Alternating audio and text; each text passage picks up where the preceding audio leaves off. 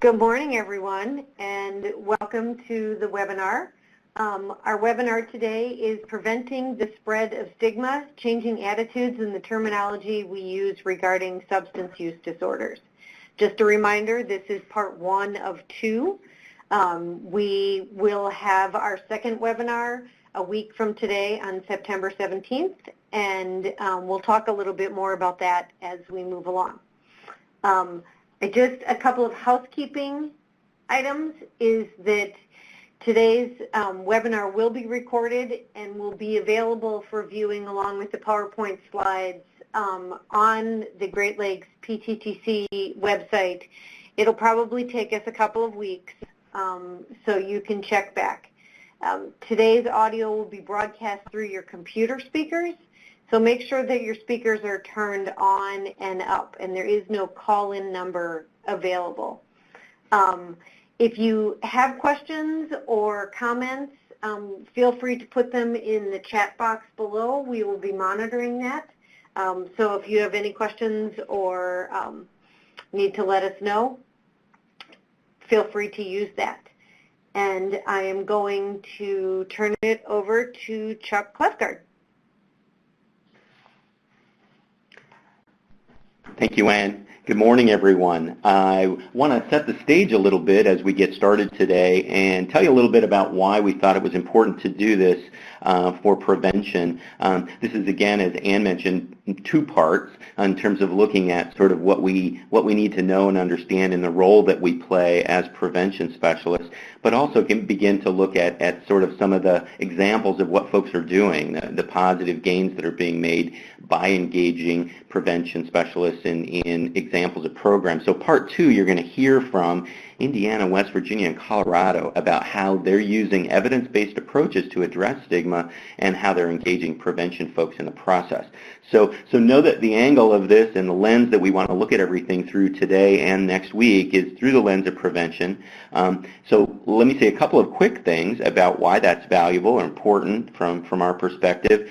I think first, prevention is really in a unique position to make a difference. And I think step one for anybody in any field is to kind of begin by looking at ourselves. I would be the first to admit that many of us on this call today, including myself, got our basic workforce training in a training called SAPST. Now, SAPST stands for Substance Abuse Prevention Skills Training. So the word abuse appears right in the title of our basic prevention workforce training. Now, I say that to make the point that I think it's important to understand that many of the words and beliefs are really embedded in the world of prevention as much as they are in the world of treatment and in other places. So we begin with an examination of ourselves, and hopefully we'll talk about a lot of examples today and next week about how to begin doing that sort of self-study process. Second, as preventionists, many of us consider that it's really an important part of our role to create healthy and supportive communities where everyone can thrive. I think that this work is really at the heart of that, of creating a place that folks can begin to create a sense of belonging and be connected to communities. That, again, is just sort of a hallmark of prevention in the way that I think about it. So I think that it fits our role and our mission as prevention, and it begins with some understanding of the kinds of things that we can challenge ourselves to consider, and then some of the strategies that we know are evidence-based approaches to address, reduce, prevent the spread of stigma. So we'll cover those towards the end of today as well. We'll talk some about those in the middle of today. We're going to start with a discussion of the sort of looking at what stigma is, what that means to us in our world of prevention, looking at how it occurs, as well as sort of how it gets perpetuated along the way. I want to acknowledge that I think that, thank you for taking the poll, all of you, as you were joining.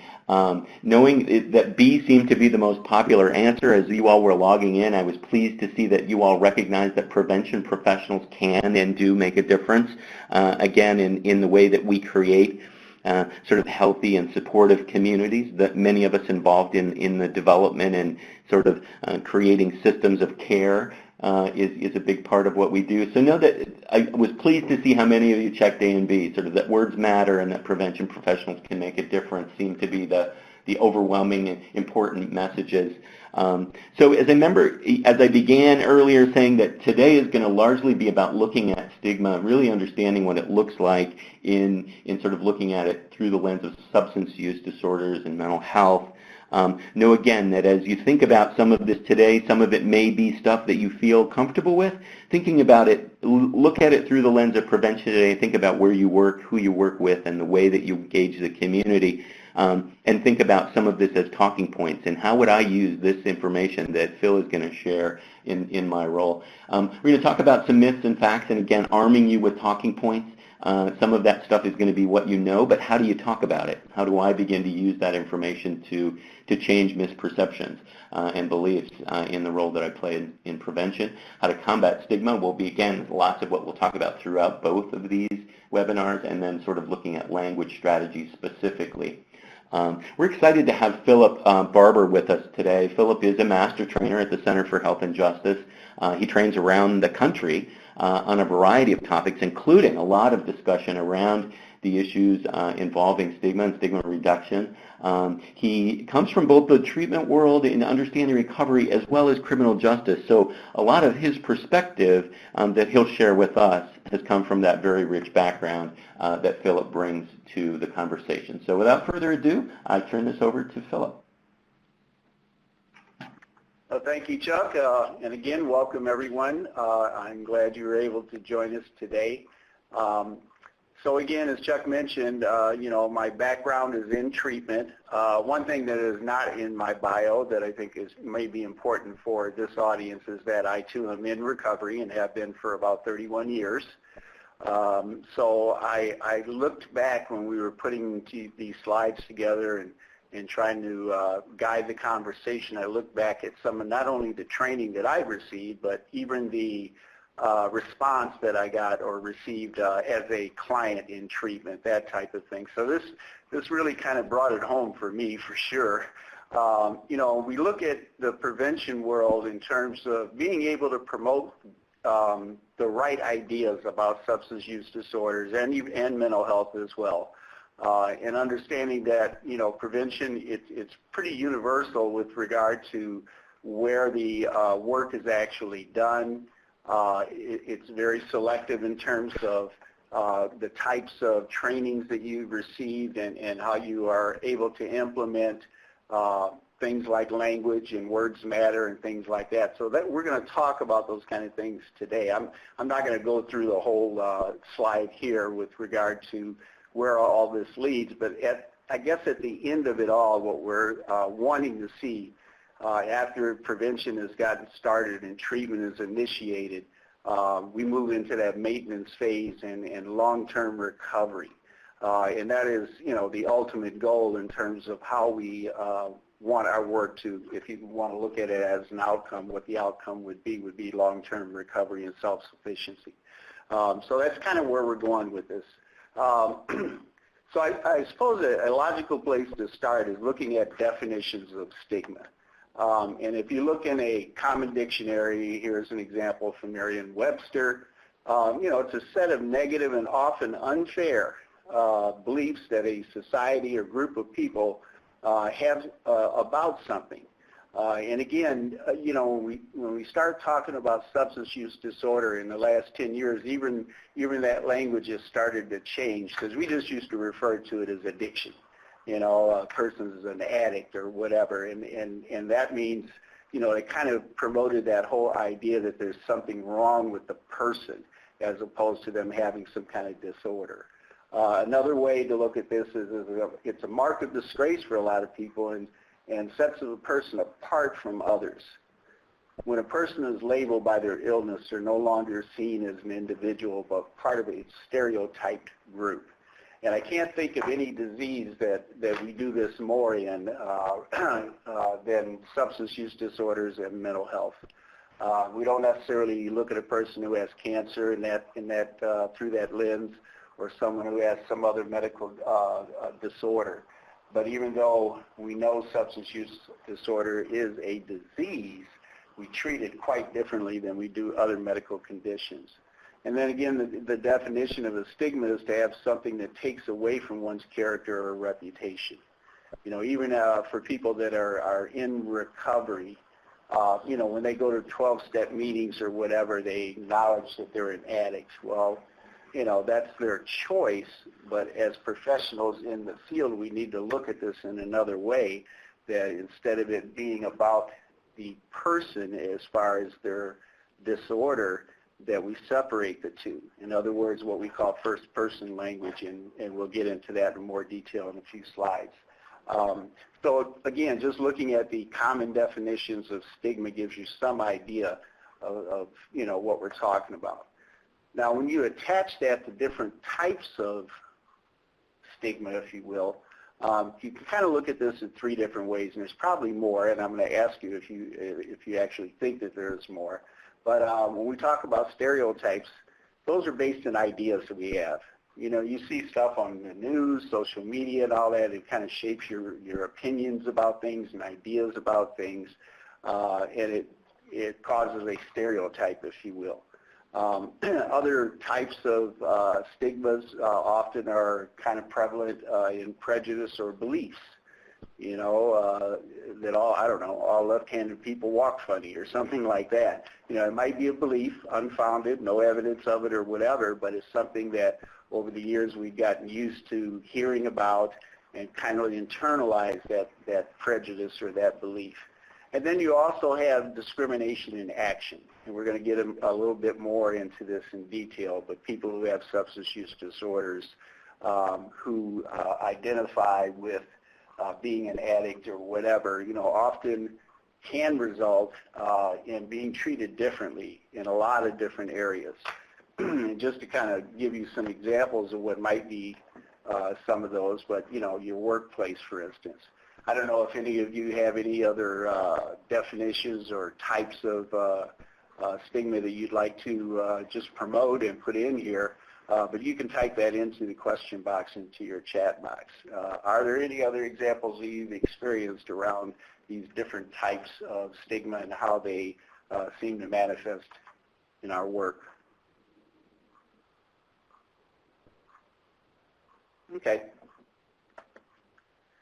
So, when we look at examples, state health agency boards who make decisions with no representation of the prevention populations they serve. So I think one example that comes to mind, and this is pretty recent now, I don't know if you guys are been watching the news about this whole vaping thing that's going across the nation, and they're realizing that this vaping may be very harmful to people. Right now, there's not a ton of evidence out there, but there's enough for folks to be concerned. However, the health community, the departments of public health and everything are really kind of shaping the conversation. And like I say, in the absence of actual evidence of it, we're not really sure where this is going to go. But enough cases apparently have been documented to raise some public concern about that. And that, again, is from a structural level. Those are, public health department is something that we would look to for accurate information to help, protect us in these kind of situations. And then you look at the other neighborhood perspectives regarding the presence of drug activity, for instance. I live in Chicago, Illinois. We've got 73 different neighborhoods by name in Chicago. And I'll tell you, there's a half a dozen or so that you hear the name and, oh my gosh, you don't want to live over there, it's a high crime area. Or you hear another name and that's a great neighborhood to live in, that type of thing. But again, most communities are going to have good and bad places.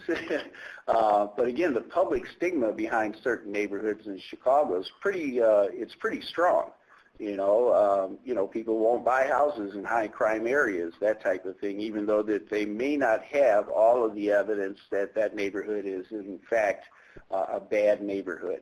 And right now, like I say, with violence spreading across the country the way it is, those lines are getting blurred in terms of where's a good place to live and where's a bad place to live. And then again, believing or not, you're worth treatment. And this is something, again, from my own personal experience. And again, we'll expound on this in a minute, but it probably took me 2 years to actually get a foothold in treatment. I kept trying, I went to Detox, I went to a couple of short-term programs, nothing really took hold. Back in the day in the 80s, they did have long-term treatment where you could stay in places up to, a couple of years. And so I wound up staying in treatment for a little over a year, both in inpatient treatment and then aftercare. And that's what finally worked for me. But again, I wasn't sure that I was worthy of treatment while I was going through this because I struggled so much. There was so much about my disorder that I didn't want to change at the time, and it made it difficult for me. So again, just drawing from my own personal experience, that self-stigma was something that I really had to focus in on before recovery took hold. So what are some of the impacts of stigma on substance use disorders and mental health? Well, some of these are going to be pretty obvious. When we see a person who might be in distress and everything, most of us will try to express some concern. And on this slide are just some example statements of what you might say to somebody. But the person who's affected by this disorder is really just trying to at least hide it, if you will, for lack of a better term, and just say things like, I'm just really tired or didn't get a good night's sleep. But perhaps the observers have seen this behavior over and over again, and they know it runs much deeper. So a lot of times the more we push trying to find out what the actual root cause is, or what the problem is, can actually push a person further and further into perhaps depression or resistance, that type of thing. And why would they do that? I mean, why would a person, here you've expressed your best concern as to, what's wrong or trying to find out what's wrong, and their reaction is they kind of don't want you to know. Why would they do that? To give you some examples of why, they may be thinking that they're going to be seen as weak. And again, this is not a sexist kind of thing, but men, and I'm guilty of this myself, I don't like going to doctors. So if something's, aching or paining me or whatever, I'll do just about anything I can to avoid actually having to go to a doctor. And I don't know if because I feel like I might be seen as weak. That's not really the case for me, but at the same time, having to rely on another system to help me feel better is something that, I don't necessarily gravitate to right away. When you're talking about being in the corporate world or being at work, and especially true in our field too, because a lot of people in recovery work in our field, leadership might treat me differently. And it's important that agencies that employ people who are in recovery and who've been down that road, that they be at least sensitive to the fact that, this person is suffering from a lifelong disorder, but at the same time, they can't be treated any differently than a person who is not. Because if you do, that further stigmatizes that individual who knows that perhaps they might be looked at a little bit differently. And then getting help sometimes could hurt my career. Again, I work on the fringes of law enforcement, and I got to tell you that there are a lot of people in corrections and all that if, they really examine their own behavior, they probably need to be where some of our clients are. But in doing so, it could affect their status, their work status, that type of thing. Now, over the years, through much legislation and everything, people who do have substance use disorders and mental health disorders are protected under the law in a lot of ways. But that doesn't necessarily stop the effects of how stigma can affect them in the real world. And again, the more they delve into it, the more exposed they may feel. And it's a very difficult place to be if you're struggling with your recovery or you actually need to get help and get into treatment. So I'm sure many of you on this call have been to conferences, and you have to wear those little stickers introducing yourself to other people, other strangers. What would it be like if you had to wear a sticker that identified what your disorder is? How would that make you feel? I think all of us at some point have experienced, maybe a few of these things that you're seeing on the slide. I certainly know I've experienced stress in the work-related environment.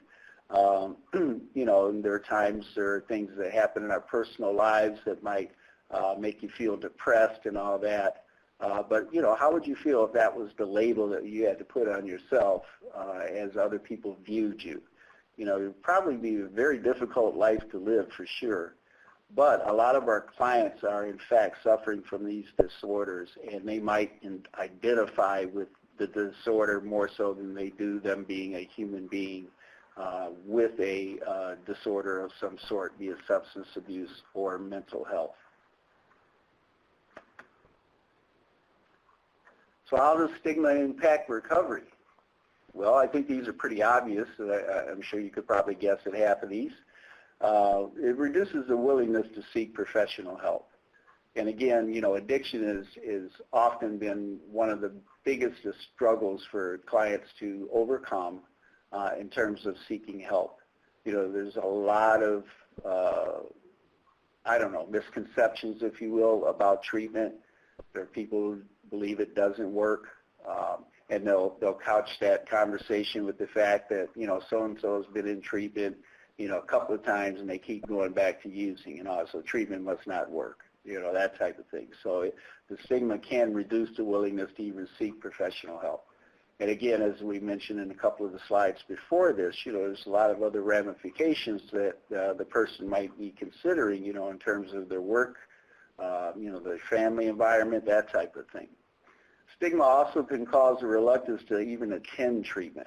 Now, my agency, just to give you a little bit of background, we work within the Illinois criminal justice system, and we are a form of probation for clients.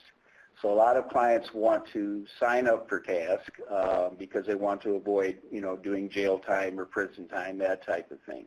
But they're very reluctant to actually want to attend treatment. They'll go to treatment, they won't engage. You know, they're just trying to play the system, if you will, or go through the motions to avoid any consequences. And a lot of that is because of stigmas and misconceptions they have about what treatment's going to do for them. You know, many of the clients feel that if they surrender to treatment, that they are somehow weaker than someone else, that type of thing. So there's a lot of prejudices attached with going into treatment that you know, are not necessarily true. And again, as a task client, as we refer to them, that even further, you know, kind of injures them, if you will, in terms of how they're looked at even in the probation system. Because we do have certain privileges with the courts and all that as for our clients who, you know, maybe struggle with treatment, that type of thing. They're not necessarily going to be violated. Most of the judges that we work with understand the addiction process, the recovery process. Whereas a person who is not a task client, if they had a positive urinalysis, you know, they're going to be in big time trouble. Their probation could be violated. So you know, it's a very thin line to walk with regard to overcoming their reluctance to engage and be a part of treatment.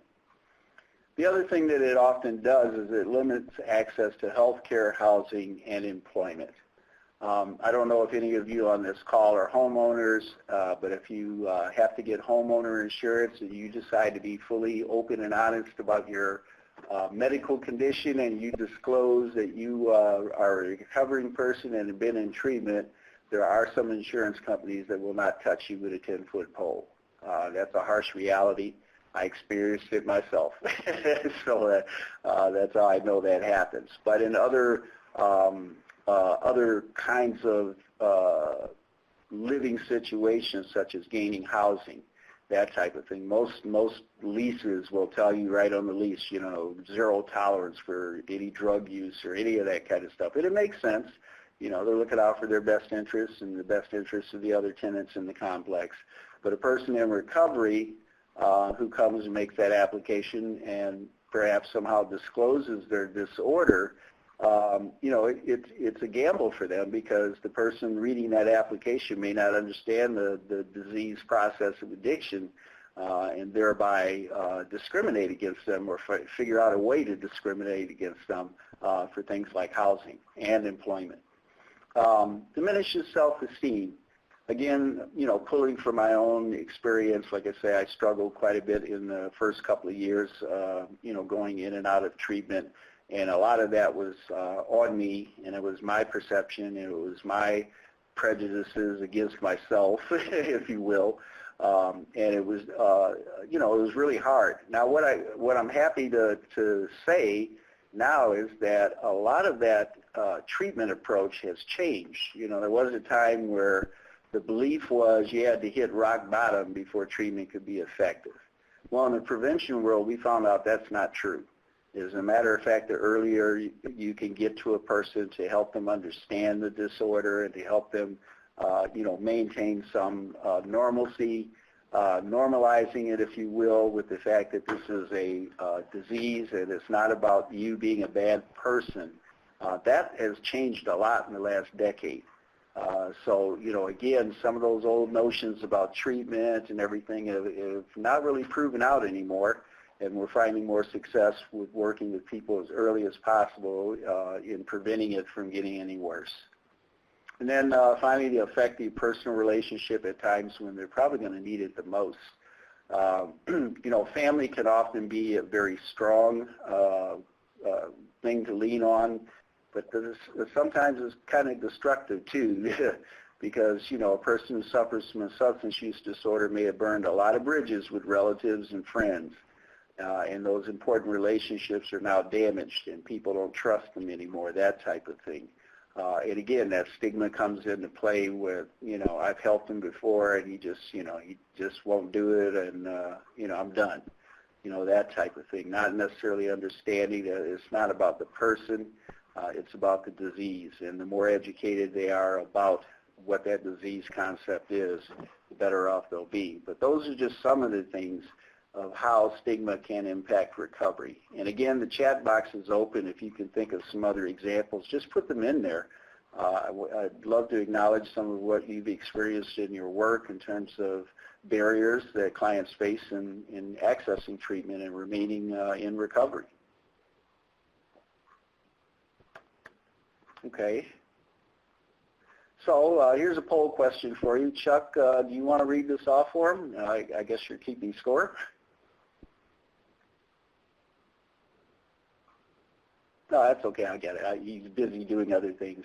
So it's asking you to type in the chat box on a scale of 1 to 5. Oh, I'm sorry. Go ahead, Chuck. Yeah, of course, I was muted over here to myself. I heard Phillip talk a lot about how stigma impacts recovery. I think some of this basic orientation of this first part of this webinar is a lot of what gets covered for professionals that work in healthcare, that work in treatment, that work in community settings with family and youth. I think this is the same sort of overview that makes sense for prevention. What I think is really important for us to do at this point in the webinar and in our history with prevention is to begin to examine how does stigma impact the prevention work that you do. So, sort of think about this. How big of an issue is this? Is helpful. So on a scale of 1 to 5, how much do you think the stigma related to substance use disorder or opioid use disorder affects your work? In whether you work at the state, the community, whether you work at a county, whether you work in a healthcare setting, whether you work in a coalition setting. Type in a number and then give us an example.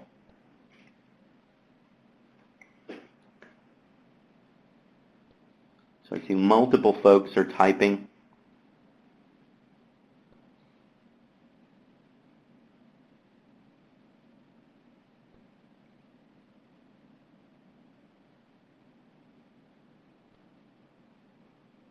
Right. I appreciate your comment, Dennis. A lot of us working in agencies that maybe even still use substance abuse language.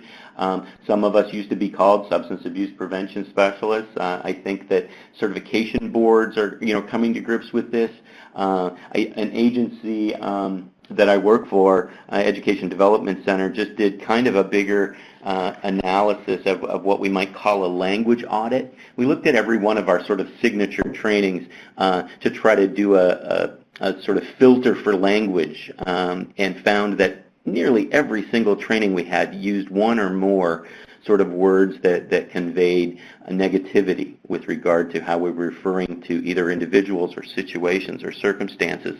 I think that a lot of the work that we looked at was talking about sort of issues with looking at the use of endangering children in that relationship. I think some of us even work under DAC in terms of drug endangered children. I think that has a connotation for some folks in communities.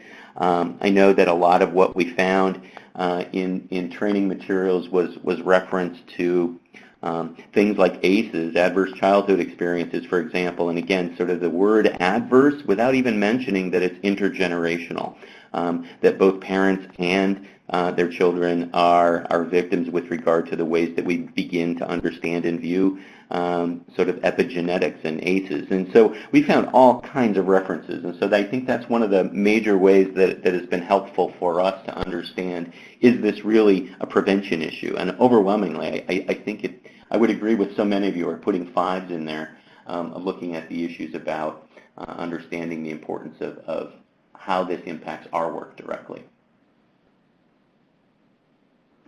Thank you, Chuck.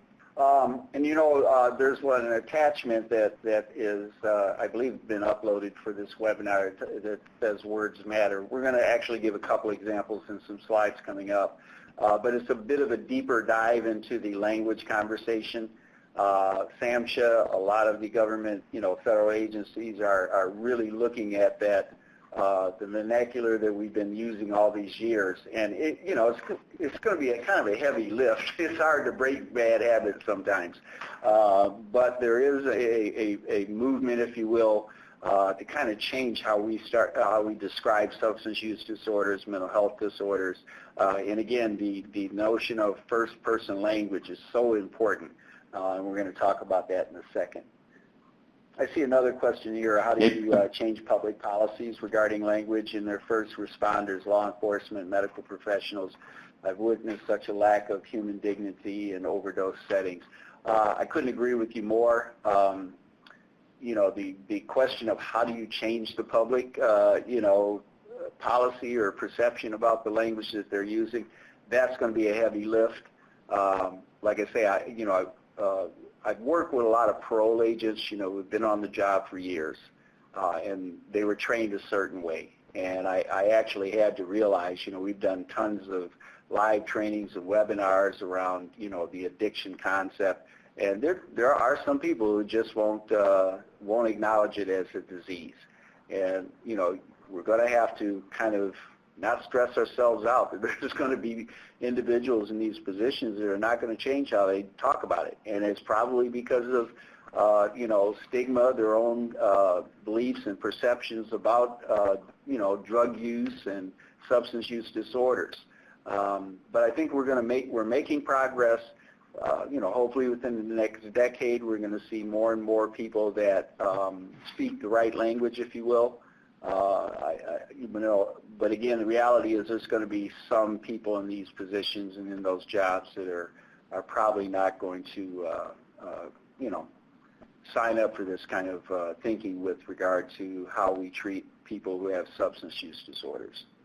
Chuck, do you see anything else? Philip, I appreciate Shana's comment as well around the importance of understanding that prevention folks are human beings, and that very likely as a field of professionals, we are just as likely to have and hold negative beliefs and have stigmatizing views. Simply because we work with prevention doesn't mean we're exempt from having and holding some of those beliefs. I can tell you early on, I worked in Massachusetts for a period of time dealing with opioid overdose situations. Overwhelmingly, a lot of prevention specialists wanted nothing to do with it. They didn't even want to accept the funds. In fact, a local newspaper in Massachusetts ran a story about Massachusetts gets $2 million and decides to train drug addicts in first aid instead of focusing on our youth. I think that's some of the transition that prevention field is going through with regard to understanding that we work across the lifespan far more often right now than we ever have before. We work with different age groups. We work with folks in all kinds of settings that we didn't work in before. And I think that we, again, far more in this point in my career am I likely to be working with folks who have substance use disorders and opioid use disorders. So I think that that's been a shift for so many of us, and I appreciate so much that some of you are saying we have to challenge ourselves, and that step one is really beginning to look at what do we think, what do we believe, what do we say. I couldn't agree more. I'm looking at Roxanne's comment here about wanting to build a recovery center in a rural location. We experienced it at our agency, the not in my backyard kind of thing. Sure, we want them to get help, but just not over here. We actually had a rather large treatment provider. I don't know if any of you are familiar with the Chicago layout, but anyway, they were up by Wrigleyville, by Cubs, where the Cubs play and all that stuff. He had been there for years. And I don't know, some local politician or whatever took issue with it. And after 20 years of being at that location and everything, the community managed to force him out over some zoning issues. And it really boiled down to the fear that these people were going to climb out of the windows at night and go burglarize their house or, steal their dog or something like that. It was really kind of crazy. But again, those public perceptions do exist. They're very prevalent. And until we have the voices of recovery, which I think is an absolutely powerful advocacy way to talk to communities about it and everything, it's going to be difficult to change. But we can't give up the fight, especially at the prevention end. And again, the further a person slips into, their drug use issue, their disorder and everything, the harder it is to get them out of it. So the prevention network and the prevention level is so important that we can try to stop, a person from going further down, that rabbit hole as we can. But again, it's not going to be easy here. Social media, there's a couple of comments in here around social media and talking about, drug addicts. Again, these are just probably everyday people that have shaped their own opinions about it based on either those stereotypes or those personal beliefs, that type of thing. One of the things I've noticed, and I've worked with families and everything who were on that outside, if you will, looking in until the problem hit home. And then it really kind of changed it for them, for sure. But that's really not where we want to be. We don't want to have to wait until the problem hits home before we're able to educate and keep people from, again, further exacerbating the problem. See, just checking a few other comments to see. I would just want to make sure I'm acknowledging everyone, and I appreciate everybody's comment. And like Chuck said, this score is high on your list, which is important, very important indeed. Okay. All right, and again, we're going to have more time to discuss these issues as we move forward. So this is what we know about addiction, right? And this is the message that we've been trying to get out to the public for decades now. And again, some people, they understand it that way. They sign on to this. Others don't. But the addiction is a chronic disease. I think the problem for a lot of people is how it's characterized itself in, drug-seeking behavior, that compulsive use that once they get started, they can't stop. It's very difficult to control. Even, in the face of harmful consequences, you have people that are still going to use. And again, that further kind of perpetuates the stigma and how people look at this. Substance use disorder disease is not a choice. It starts out as one, perhaps, but we never know genetically who's going to be predisposed to addiction. You got some people that can experiment for a little bit and say, you know what, this isn't for me, and walk away, and that's the end of it. While others, maybe that first puff, that first injection, whatever, they're hooked. But we don't know who those people are. And again, this further really is evidence of a disease because, if you have cancer or something like that, cancer doesn't pick and choose people, based on a social standing or where you're at in society or any of that kind of stuff. We know that substance use disorders are treatable. And again, we're going to talk a little bit more about that in a minute, but we know that it is treatable. There's literally, I'm going to say millions of people who have gone through treatment successfully who have not returned to active use, understanding that they suffer from a lifelong disorder, and this is something that they have to manage just like you would diabetes or any other disease. It's common for a person to have relapse, and I'm going to add a word here because I think relapse sometimes is overstated. I like to use the word lapse in a lot of cases because we do see our clients make a bad decision once and they learn from that and they get back on track with their recovery. What I consider to be a relapse is a total return to the behavior that occurred prior to treatment. So, I don't want to further stigmatize a person by saying, oh, you relapsed because you went out and had a beer on a business pass, as opposed to them understanding that, what were the circumstances that led up to you having a drink. And let's talk about that, as opposed to labeling that person that they relapsed. But again, that's, I do believe there are other people that kind of, agree with me with regard to a lapse versus relapse, but it really doesn't matter if you don't. It doesn't mean that treatment doesn't work. And again, we know, and this is something, Chuck, when we're talking about looking at ourselves, we have to look at ourselves not only personally, but as an agency and as an institution and how we're structured. Treatment matching is not an exact science. And I'll tell you, like I say, we have serviced over 40,000 clients in our 35 years in existence. And to say that we match them correctly with treatment each and every time, that would be a misnomer, which that impacts the client's recovery process and their success rate. So again, when we're talking about treatment doesn't work, we also have to look at, did I do the right match of treatment for that client? And it's not necessarily about the treatment program not being any good or the client not wanting treatment, but did I do a good match in terms of what that client, would respond to? And that's a multi-layeral, multifaceted kind of thing to think about when you talk about different cultures, different demographics and all that stuff. So we have to look at this institutionally as well in terms of, are we doing a good enough job with regard to treatment matching? So I'm going to explore a few facts and myths. Some of these are pretty old. I'm sure you've heard them before. But the point here being is not to focus on the myth, but to focus on the facts that we know about this. So we talk about myth number one. If it's a prescription, it must be safe. You can't get addicted to something your doctor prescribed. Well, we know that not to be true. All you have to do is turn on the news and look at the opioid crisis, in our country right now. Many of the people who are using opiates probably started out with a prescription pain medication for a valid reason.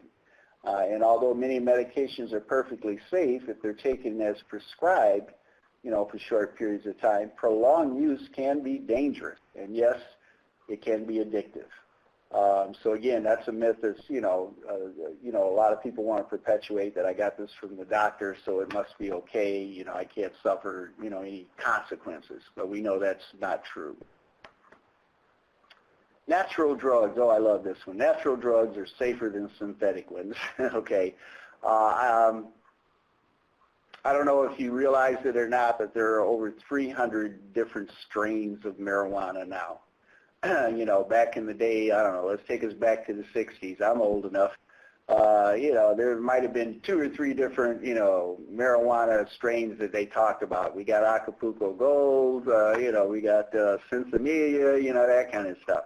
Now, because of the medical marijuana, movement, if you will, the need to make more potent marijuana and other types of drugs, we have all these different strains, chemically enhanced, grown in controlled environments to maximize the THC potential and all that stuff. So the fact is, marijuana, mushrooms, other natural highs, they still alter the brain chemistry.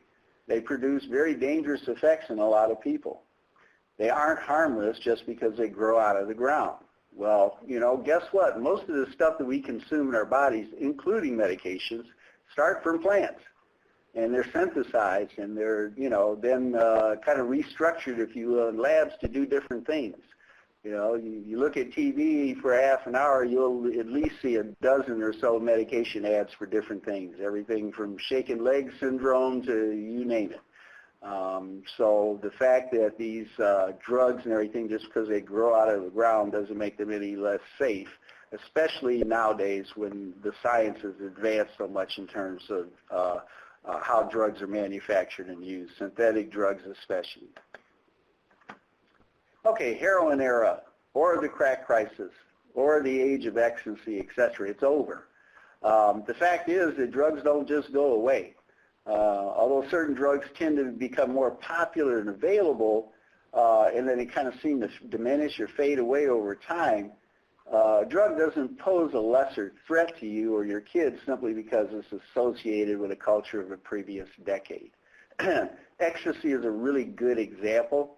All they have to do is change the shape and color of the pill and, rename it, call it something else and everything. Brilliant market strategy. Actually, the Coca-Cola company went through this. They were having kind of a downward spiral in sales and everything when they introduced Coke Zero.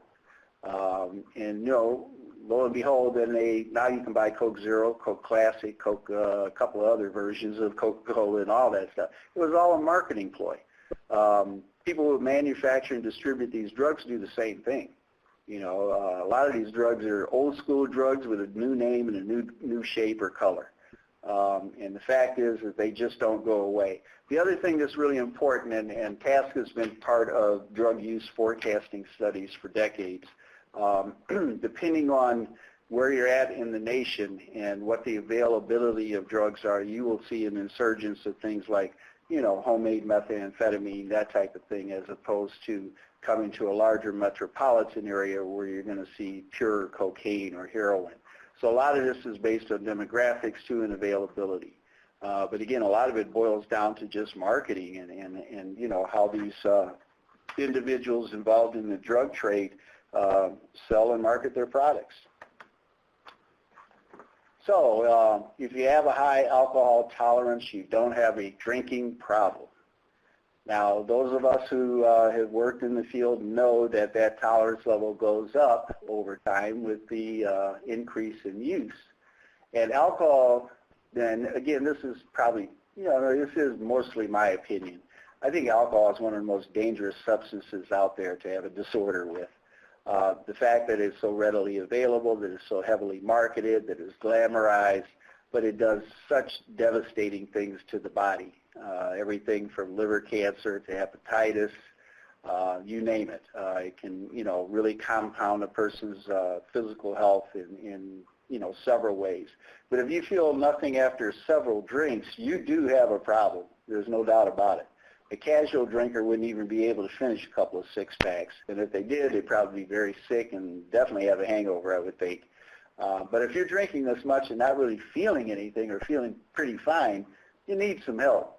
That's the reality of alcoholism. So if you have a stable job and a family life, you're not addicted. I personally know of about 3 different people that I grew up with who were diligent workers, good family supporter, or providers, I should say. They had a house, they had the dog, all that kind of stuff.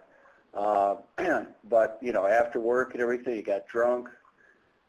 Some of them got very mean. They were just, unbearable to even be around. We've heard this term functional alcoholic. I don't necessarily know that that's an official medical term or whatever, but it's pretty descriptive, of a lot of people who have alcohol use disorders and stuff. You may still have a job and a career. You love your kids and your wife and all that stuff, and still have a drug and alcohol problem. The example here is they say go talk to a bunch of physicians who are in recovery. They practice their trade for many years without being discovered. And a lot of that, again, we're talking about stigma on the reverse side of that. These people are held up to a standard that they're a medical professional. It's a doctor. You couldn't possibly have a problem. The reality is a lot of medical professionals have endured substance-related disorders and everything for years and practice without being discovered. They knew what to do to hide it. That type of thing. So again, that's another myth that just the appearance of being stable doesn't necessarily mean a person doesn't have a problem. Addiction is a choice. I mentioned this earlier. It may start out as a choice. Again, just pulling from my own experience, I came up, in that era, of make love, not war. The hippie generation, if you will, that type of thing. And I experimented with a lot of different drugs, not knowing that I was going to wind up being addicted to, any one substance or whatever. But I tried it all at some point. And after that brain chemistry and my body started to change and I started doing it, more compulsively, I lost control. I would think my story is no different than many people who have been in recovery and have sought help and everything. I didn't wake up one morning and say I want to ruin the rest of my life. That's not how it happened. It snuck up on me. It hit me in my weakest moments, in my weakest places, if you will. And so, this misuse, when it is use and misuse becomes addiction, it can happen so fast and can be subtle at times, to the point that a person doesn't even realize they've lost control. Detox is all you need. You aren't addicted after you finish detox. Well, we know that's not true. I've always looked at detox as just really a stabilization point, a few days to get your blood pressure or whatever, kind of stabilized. Let's get some vitals done here to make sure this person, doesn't have any other medical disorders that have to be treated. But you see this a lot. My experience has been I see a lot of people in the DUI criminal system, here in Illinois, after your second DUI conviction, everyone after that is considered a felony. But the crazy thing about it is it's not how much of a drunk you are, it's how many times you got caught that dictates what the courts are going to say with regard to what kind of treatment you use. That's like one of the craziest things I ever heard of. The other thing that I don't know, it's not very popular in my area, but with this ultra rapid detox where they use sedation to try to get a person off the drugs, for, a few days. That can be very, very dangerous. Again, when you start considering the types of drugs that person may be using, alcohol included, sedating a person who has, say, for instance, a heroin problem can be very dangerous because heroin affects the respiratory system. So if you're slowing down their metabolism and their breathing and all that stuff, it could, for a person in the cardiac arrest. There's a whole bunch of other medical consequences that could occur in these rapid detox settings. But again, in my area, it's not so prevalent. I don't know if any of you have rapid detox programs in your areas. And if you do, by all means, please comment to that. Chuck, there's a couple of comments directed to you. I don't know if you wanted to address them things.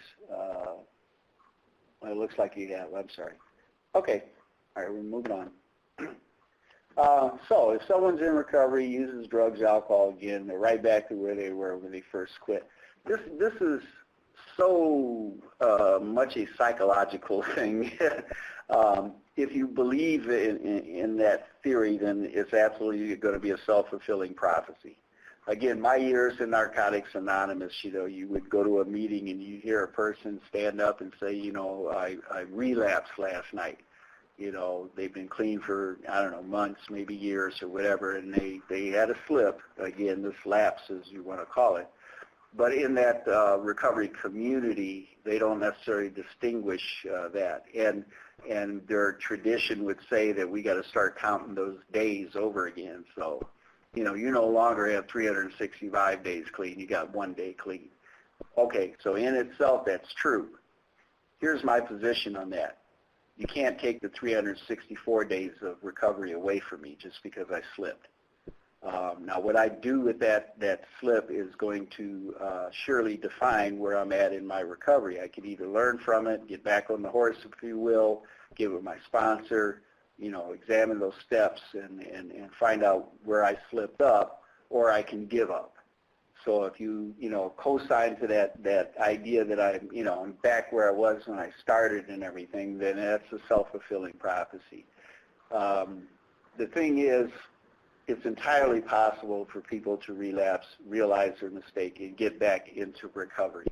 And again, I'm not trying to change the tradition of the 12-step community by any means, but my personal feeling would be that you can't take the 364 days I had away from me. I need to learn from my mistake. I don't know if you guys have any comments to that. I get a lot of pushback when I say that, but that's okay. It's just a Phil thing. Okay, oops, went one too fast. A couple more slides and we'll be done with this. Yeah? All right, this keeps jumping ahead here. Okay. No, I guess I'm all right. So finally, when we get into this one, it talks about the need to be religious in order to get sober. That's not even really true in the 12-step community. They talk about a God of your understanding. I've heard different acronyms for the word God, such as good, orderly direction. Sobriety doesn't require you to believe in God or subscribe to any organized religion. It helps.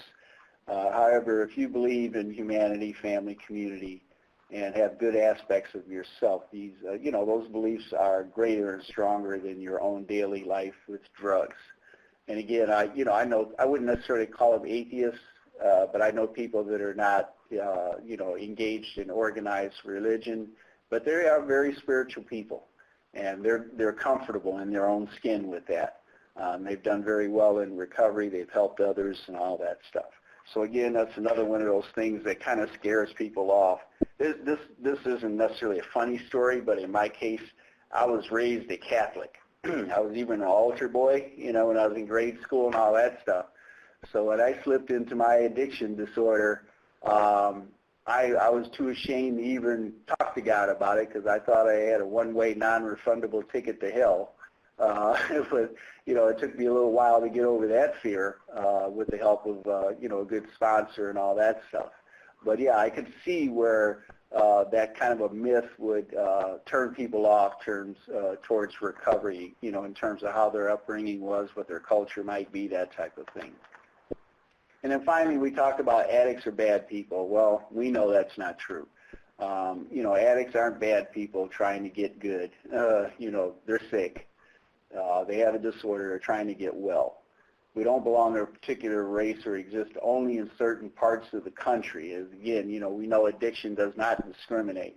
There are proof of that addiction doesn't discriminate, but thankfully neither does recovery. So, like I say, if you've ever been to a 12-step meeting, either in AA or CA, whatever, you'll see a pretty healthy cross-section of cultures in there, all doing the same thing, trying to find the common goal of getting clean, staying sober, and living a good, productive life. So this little piece, we're going to move into language matters. I didn't know if anyone else had any quick comments before we move on. I'm looking, Chuck, your comment is exactly on point. The message in 12-step recovery community can also challenge beliefs. Some places in the Midwest still can't get with the MAT program, and that is so true. Again, I don't know, one of the things that I always looked at, they talk about the 12 steps, but there's also 12 traditions. And if you further examine those traditions, even the fact that maybe the group, the home group or whatever, people are going to be in, against any kind of medicated assisted treatment and everything, the 12 traditions kind of tell you that, recovery is individualized, and what works for some people is not necessarily going to work for others. And here again is where that kind of whole stereotype belief comes in. If I'm going to a recovery meeting and I'm acknowledging that I have cancer and I'm on oral chemotherapy, I'm not going to be ostracized from that group because I'm on medicated assisted treatment.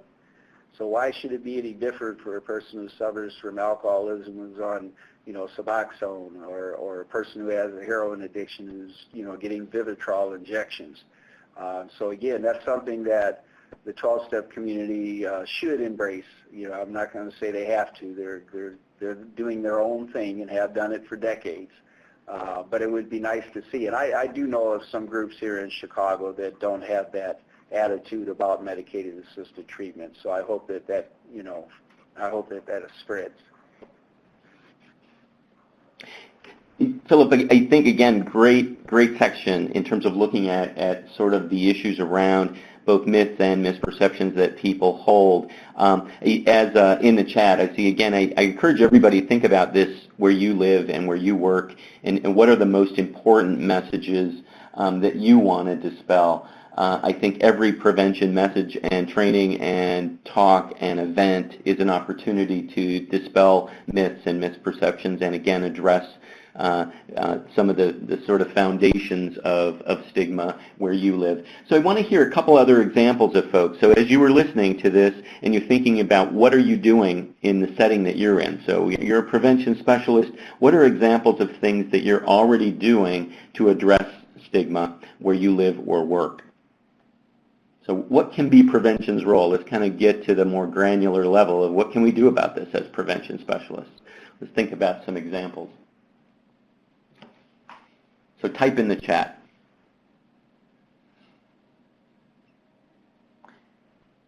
As I see a number of folks that are typing, I think I'll reiterate something that was said earlier about not using fear-based or sensationalizing language in prevention messaging is something that I hear a lot of prevention folks talking about. Making sure that everybody in our agency and our organization, including volunteers, are trained. I think overwhelmingly, I think a number of agencies that we work closely with in our group weren't training volunteers. And again, I think those are sort of the front lines, or you weren't training folks who are the gatekeepers who sit at the front desk of our organization. So think about everyone. So when I say everybody, I think everybody we come in contact with plays a role with this, and some of the folks who you would think about last may actually be the most important. And I gave that example of someone who greets people at the front desk. May need to have the most important perspective of how they treat people with compassion and welcoming kind of attitudes. Developing shared measures for shared reductions, great ideas. Dealing a lot with folks with lived experience in workshops and trainings is incredibly important. Overwhelmingly asking yourself as you're developing messages or training, what are the stakeholders that I need to be talking to? Who do I need input from? Incredibly important as Betsy's making that point. Working with young people and addressing language, overwhelmingly.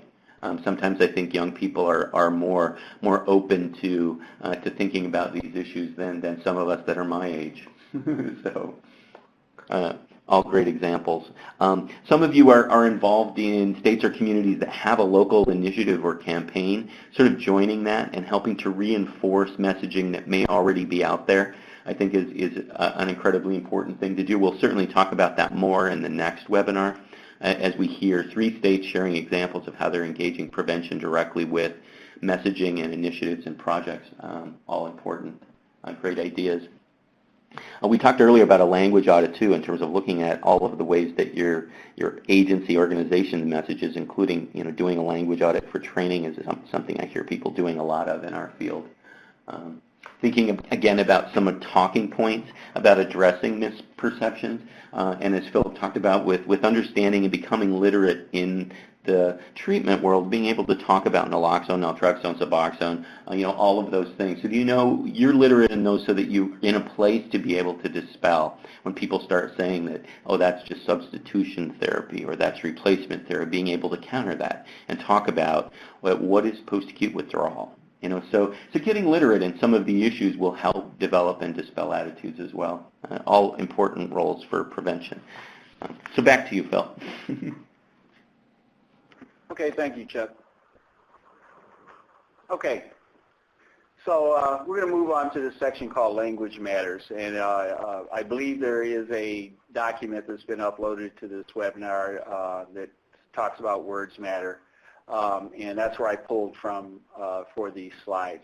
So I always love to do trainings and webinars and what have you, where you walk away with some tools, some actual tangible things that can be done in work and all that without, having to change policy and all that. But language is certainly one of them. So let's talk about this. So there's, I've kind of, made this point several times already. 2 main factors that burden stigma place on a particular disease or disorder is the perceived control, whether or not a person has any control over it, and whether or not it's their fault. So again, just as an example, cancer, you don't often hear about people placing fault on a person who's developed cancer. It's something that happened, that type of thing. It's no fault of the patient's. But when you get into mental health or substance use disorders, in some kind of way you're at fault. This is certainly true of substance use disorders when we talk about that. It started out as a choice thing. It's like you had an opportunity to not fall into this. Mental health, for instance, here's the other thing that bothers me when I hear people talk about patients that self-medicate. In other words, your choice is not to take what the doctor said is going to help you, but you want to go out and self-medicate with, street drugs or alcohol or whatever. That's your fault. So we look at these two main factors. Is there control by the patient, by the person over the condition? And, do you have a perception that the fault is acquired in acquiring this condition somehow lies with that person? So when we talk about how society treats people with substance use disorders, we know they treat them differently. There is probably among the most stigmatized conditions in the U.S. and around the world, no doubt about it. Healthcare providers treat patients who have substance use disorders differently. This is especially true when you have to move into managed care world and obtain insurance and all that, and they want to know all these things about your medical history. The minute you mention substance use disorders and everything, there's going to be some issues with your eligibility. People with substance use disorders who expect or experience stigma have poor outcomes. And, that's a no-brainer. When they experience disorder, stigma behind their disorder, all those things in the early part of this presentation come into play with regard to being treated differently. They're being viewed possibly as being weak, that type of thing. These are just some of the ways that society treats people with substance use disorders differently. We also know that the language that we use can kind of shape how public views substance use disorders. Somebody had asked that question earlier about how do you change public policy. Well, I think one of the first steps is to change the language that's in the policy. When people read a policy or a piece of legislation and they're seeing different language that doesn't stigmatize people, but certainly puts the disorder in the proper context, that's going to help. Does it perpetuate negative stereotypes? And again, we can do this so unconsciously at times. I know I'm guilty of it and have been because of the training that I received early on in my substance use, treatment career and all that stuff. I was trained to treat people differently, no doubt about it. When you talk about substance use disorders, are you making it about the person or the condition? This is where that first-person language comes in. And again, we're going to show you some examples of that and maybe what to say and what not to say. So let's look at this. How much does this language matter? Well, just in a few examples, and again, in the handout that's part of this presentation, it's a little deeper dive into it, some more reading and some more resources for you to look to. But substance use disorder, say that as opposed to, substance abuse. Okay, because substance abuse implies that it's about the person and not the disorder. The word disorder is so important in that description because when you're saying that a person has a disorder, it's like talking about a person maybe who has multiple sclerosis as a person of being multiple sclerosis. I mean, how do you do that? Okay. Another example, person with a substance use disorder, as I just pointed out. We've been trained probably in the past to just refer to them as an addict or a substance abuser or a junkie, and there's probably half a different other names that we've attached to the disorder that's really about the person. And that shouldn't be. The person comes first. They were a human being. They weren't born, hopefully they weren't born with a substance use disorder, but over time became addicted to substances and now have this disorder. So get rid of that notion that that person is an addict, that, they're a substance abuse or a junkie. It's not about them. It's about the disorder. Here's another one and again, we just went through a training here at our agency for our lab techs and all that stuff as to how we report positive urinalysis. And believe it or not, probation, you can call them up on the phone and say, you know, so-and-so came over for his drop, I'm going to send over the results, that type of thing. And so they'll call you back, and, you know, unfortunately they discuss way too much over the phone, where we try to refer to it as a positive urinalysis, and they'll come back. So that means he had a dirty drop, right? You know, that's not something that we want to perpetuate. Again, that's a hard nut to crack. A lot of, you know, our parole agents and probation officers, that's how they were taught to talk about it. You had a dirty drop, I'm going to violate you. Reoccurrence of use, and again, this is something, I guess, it kind of a continuance of what I was talking about with regard to relapse versus lapse, that type of thing. You know, it's probably somewhat appropriate in certain settings to refer to a relapse as a relapse or a recurrence of use as a relapse. But again, my measure, if you will, is a person who's completely returned to drug-seeking behavior and given up on recovery. I would certainly call that a relapse.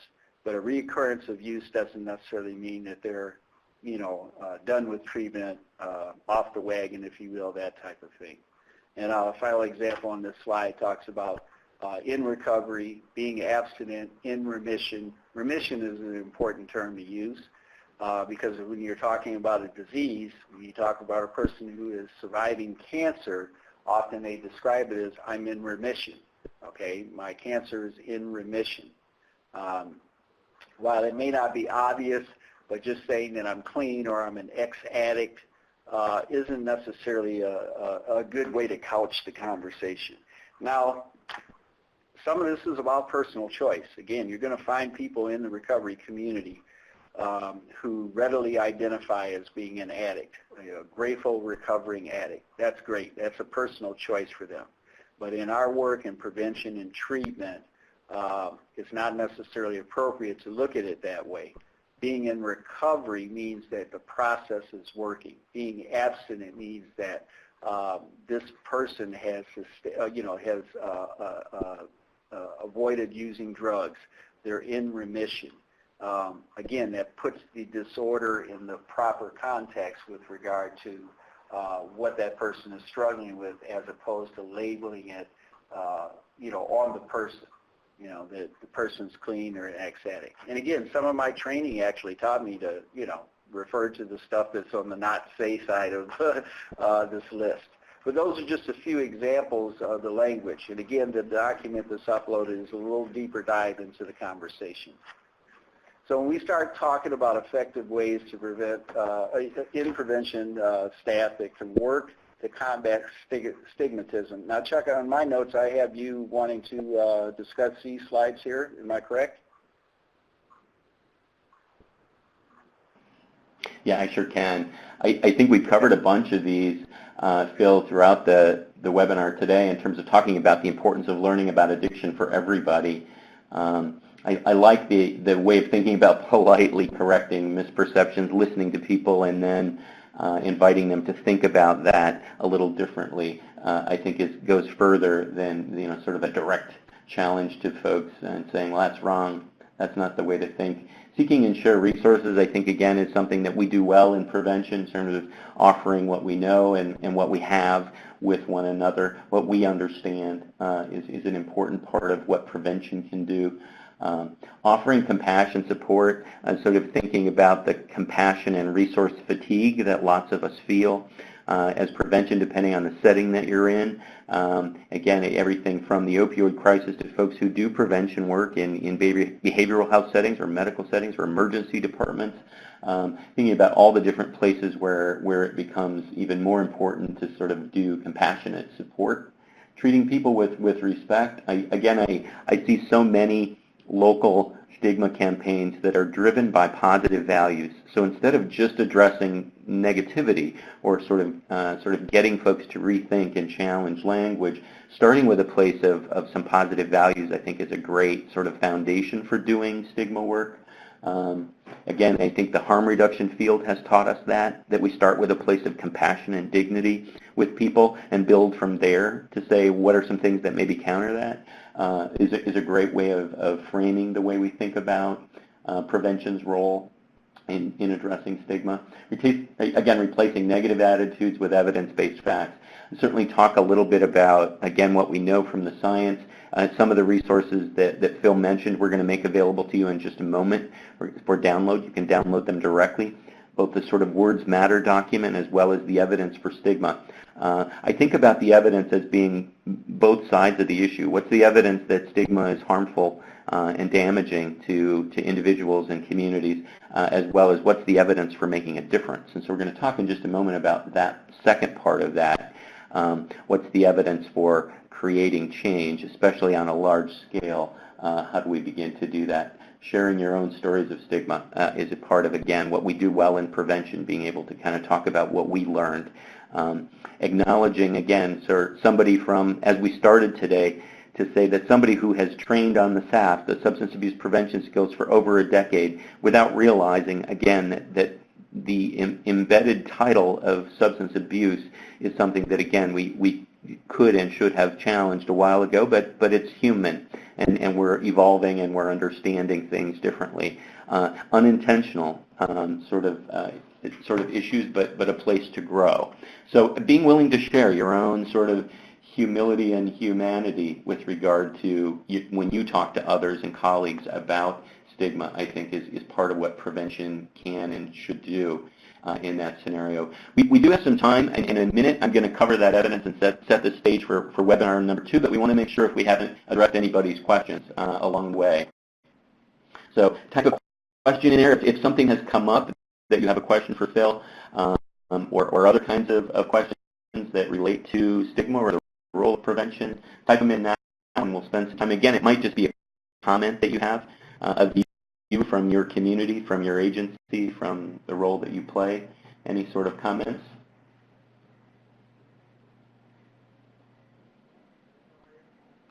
Appreciating Dennis' thought about human dignity. Again, I love the idea, and I think I feel like I've learned more in the last 10 years from the harm reduction field about how important that is to be grounded in understanding human dignity. It has been a part of, again, foundational in the way that I understand sort of dealing with stigma. All right. Leaving that open, I'll begin to kind of share with you, this is the document that I mentioned that covers both sides of the evidence, both the sort of looking at what works to address stigma and deal with stigma in terms of changing the tide. And so I'll mention a couple of these, and then in the next webinar, we're going to look at examples of large-scale campaigns, approaches, initiatives that draw on this evidence. So we certainly know that educational programs can be effective. What I would say overwhelmingly in the field of prevention, we know that education alone is not as effective for adults. They may be helpful in changing young people's attitudes. So know that depending on your audience, educational programs or educational approaches, mental health literacy may be an important part of what you do, but it shouldn't be the only thing you do. Obviously, the sort of protest and advocacy stuff we talked a little bit about, there's certainly room for that. It moves people who we might think of as fence sitters into action, kind of energizes folks. It may bring your community together in some ways. It may increase the numbers of community members involved, and stakeholders might get more engaged around some of those strategies. Programs that facilitate social contact between people with or without behavior disorders is really a valuable piece. The literature is really clear here. When we begin to talk about social contact, incredibly important sort of evidence emerges. Some of the strongest evidence is that contact-based interventions and contact-based educational programs used in combination are incredibly sort of potent ways to begin to shift attitudes, beliefs, and change the use of stigmatizing language. So you'll hear folks talk next week about the ways in which they're using contact with folks, contact with individuals, being able to even use videoed programs, also showing lots of evidence that hearing people talk about and engaging people directly in settings with one another is the most important. That's again, where the strongest evidence lives right now. Media campaigns, absolutely, I would say, have a place. Overwhelmingly, the earliest evaluations of media campaigns to address stigma were not wildly successful, in part because I think that they did not identify well-defined goals and objectives, and some of them did not reach their intended audiences. So those campaigns that have done a more thoughtful look at what are we trying to accomplish and with whom, and how do we best reach them, in terms of using channels that actually get directly to the people that they want to consider their intended audiences, have began to show much more promise for communication campaigns. Finally, peer programs. Again, a lot of work working with folks who have disclosed their conditions and offer their experience and expertise with other folks and families. There is, again, some sort of intentional and unintentional impact. Whenever you put somebody in the position of disclosing personal information about a substance use disorder or opioid use disorder, I think there's potential. I think we have to carefully think about how and when we do that so that we don't create unintentional additional sort of harm or stigma in those settings. So they can be important, and again, it's done in a thoughtful way. They show incredible promise for shifting beliefs and changing communities. Finally, I think the most important piece from the research in this document is that multidisciplinary, multi-level ecological approaches are needed, meaning that I can't just address this on the individual level. While that's incredibly important, I need to deal with it on the level of relationships. I need to deal with groups and organizations. I need to deal with lawyers and journalists. I have to deal with educators, property owners. I have to deal with structural stigma, meaning I've got to go up to the societal level and by addressing policy. So know that that's the most important message for next week, is that let's look at evidence-based approaches that are being used in states that engage prevention, that use this multidisciplinary, multi-level approach and include all 6 of these evidence-based approaches that we just covered. So that is where we go next week. So on September 17th, at same time, same channel, we will be back with you. You're going to hear from Indiana. Mark Loggins is going to talk about next level recovery and know the facts. Jenny Lancaster is going to talk about stigma-free West Virginia, and you're going to hear from Elizabeth Owens about Colorado, Lift the Label. So with that in mind, I think we have another reference to the tools that are there. Some of you, if you see the file that's just below the Q&A section, you should be able to now download the file from today's PowerPoint. You should also be able to see the document that's referencing on your screen right now, Words Matter, How Language Choice Can Reduce Stigma, and then that bigger document about evidence. Again, I see that one as a major reference for folks to understand the science behind both the damage that stigma does and the science behind best practices and approaches that have shown to be effective. So all of these documents, again, are incredibly helpful in the way that you design and approach the work at your level. We appreciate everybody joining us today, and could again take any final questions or final thoughts from Phillip or from Ann. Well, I appreciate you guys having me do this webinar. I hope it's been of some help. I wanted to bring, to the conversation the fact that I've been in the field for a while, and I have to, I've done that self-assessment in terms of how I either support the proper language or perpetuate negative stereotypes. And I got to tell you, it's been tough to kind of untrain an old dog. But I do appreciate having the opportunity to do this webinar. It really allowed me, again, to further my own self-assessment, and I'm glad everyone was able to join in.